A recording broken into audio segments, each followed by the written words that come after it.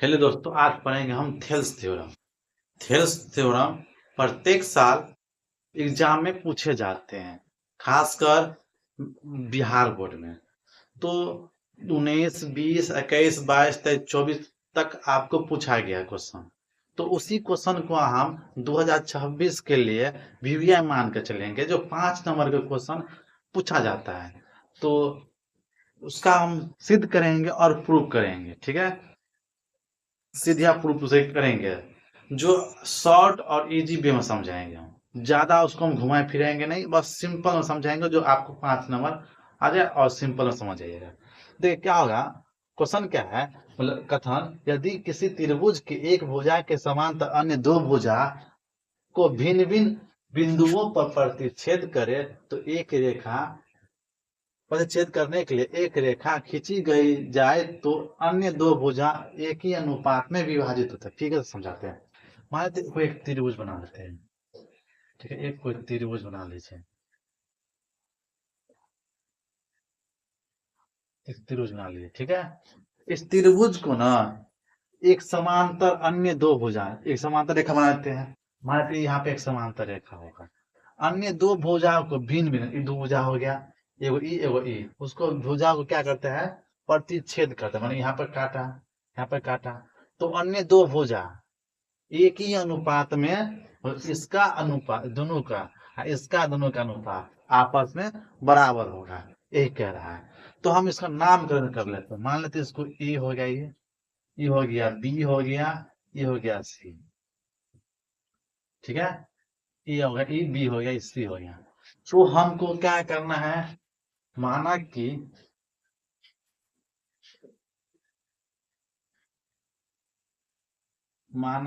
A B C एक त्रिभुज है।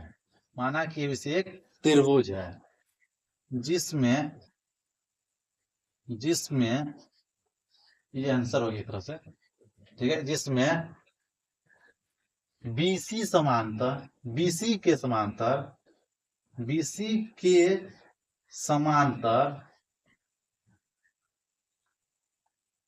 समांतर, बीसी के समांतर डी, डी खींचे, ठीक है। डी को हम क्या किए, खींचे, मतलब इसको डी, इसको ई खींच लेते हैं, ठीक है। अब हमको जो सिद्ध करना है, जो सिद्ध करना है,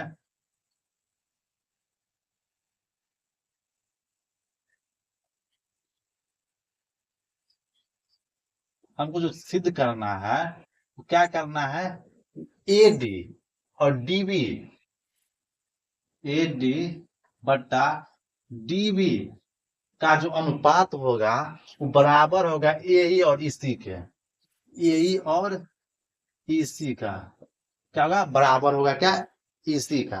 तो उसको देखो सिद्ध करना है। अब हम सिद्ध कर रहे हैं, हमको ये प्रूव करना है, इसी को हमको क्या करना है, प्रूव करना है। तो ये हो गया, तो बात समझ के, पहले सिद्ध करना है, अब क्या करना है, रचना करना है। क्या करना है, रचना। रचना मतलब आप सपना बता देते हैं कि यहाँ से यहाँ तक खींचते हैं, ड्रॉ करते हैं, ठीक है। तो ये हम रचना करेंगे आज। रचना कर दीजिए यहाँ पे, ठीक है। हम क्या करेंगे, बी को ई से मिलाए, बी को ई से मिला दिए, बी को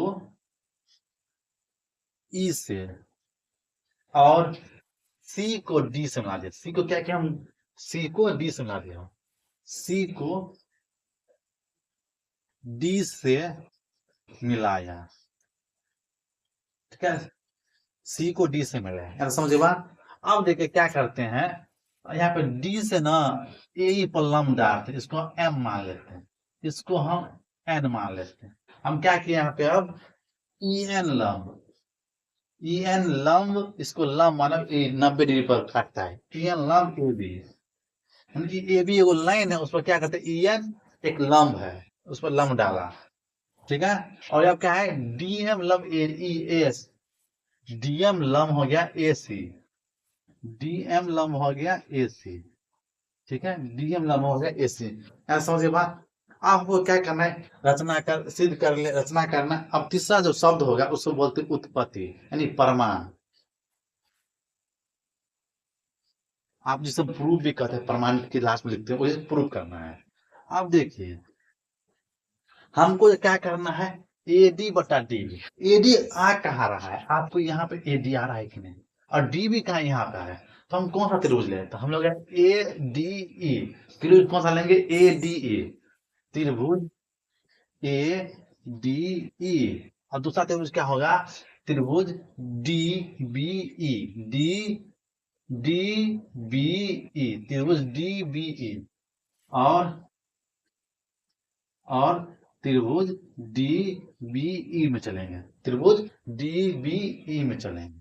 आप लोगों को पता है त्रिभुज क्षेत्रफल क्या होता है, त्रिभुज का क्षेत्रफल क्या होता है, 1/2 गुने आधार गुने ऊंचाई होता है, आधार गुने ऊंचाई होती है, पता है सभी को।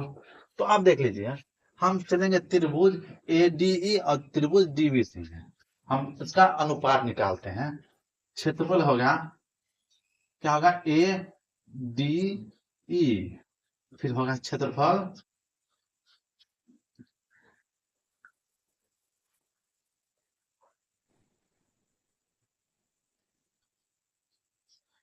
क्षेत्रफल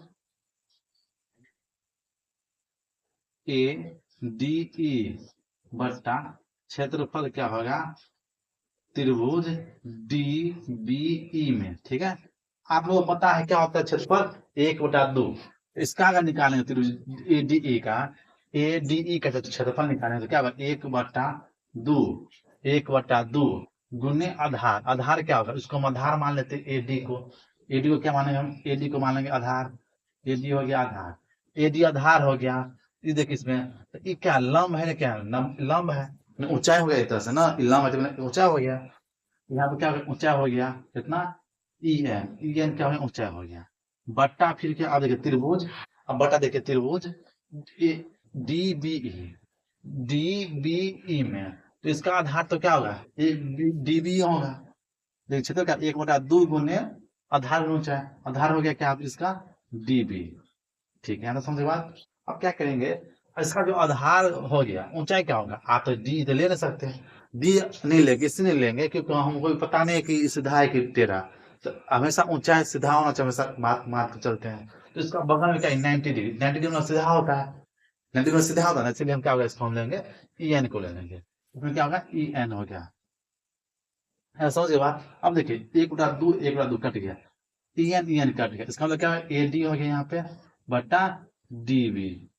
ऐसा समझे बात। अगर कोई दिक्कत तो समीकरण फर्स्ट मान है, तो समीकरण फर्स्ट मान लेते हैं, अगर कोई दिक्कत नहीं हुआ होगा। तो अब यहाँ पर ध्यान दीजिएगा कि अब इसमें ये हो गया, अब इस तरफ देखिए, हमको अब दूसरा पार्ट क्या सॉल्व करना है, AE बटा EC। दूसरा पार्ट क्या सॉल्व करना है, AE बटा EC। तो आप ये ले लीजिए, यही तो यहाँ पे होगा, इस तरफ देख लीजिए। आप दूसरा सेकंड टर्म देखिए, फिर चलेंगे हम त्रिभुज AED में, त्रिभुज AED, और दूसरा त्रिभुज क्या होगा, EC किस में आ रहा है, EC तो इसमें आ रहा है, तो मतलब इस तरह में आ रहा है, तो ECD त्रिभुज ECD में चलेंगे, त्रिभुज ECD में चलेंगे। ऐसा जो बात। अब दूसरा टर्म देख लीजिए, दूसरा टर्म देखें यहाँ पे,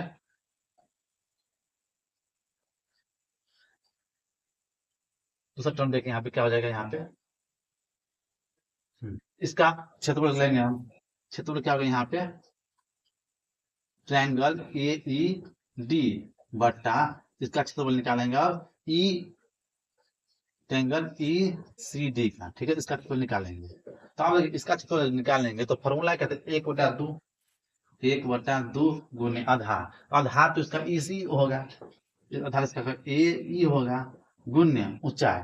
तो देखिए यहाँ पे ऊंचाई क्या उसका हो जाएगा, देखिए यहाँ पे ऊंचाई यही होना चाहिए, ऊंचाई इसका क्या होगा, DM ऊंचा हो जाएगा, DM इसका क्या ऊंचा हो जाएगा। समझ बात, तो कोई दिक्कत नहीं होगा। अब अगला आप देख लीजिए, आप ECD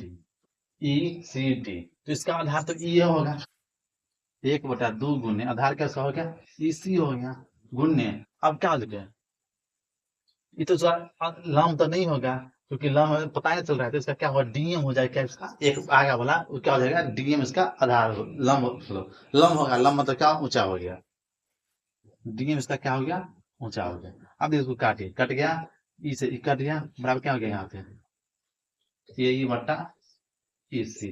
ठीक है, यहाँ तक समझ बात। इस समीकरण 2 हो गया, समीकरण 2 हो गया। अरे कोई दिक्कत। अब देखिए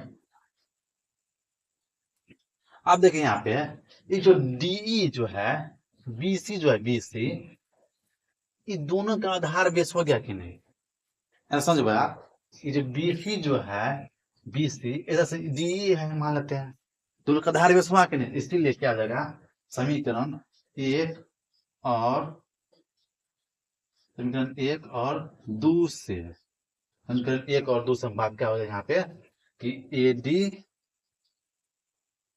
एडी बट्टा डीबी बराबर हो गया एई बट्टा ईसी।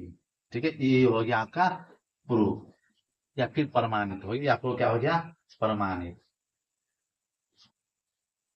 आपको यही प्रूफ करना था। जो अगर आप इसको हमेशा याद करिए, रखते रहिए, क्योंकि 5 नंबर क्वेश्चन आ जाता है, तो इसको हमेशा याद करते रहिएगा। ठीक है, आज के लिए धन्यवाद।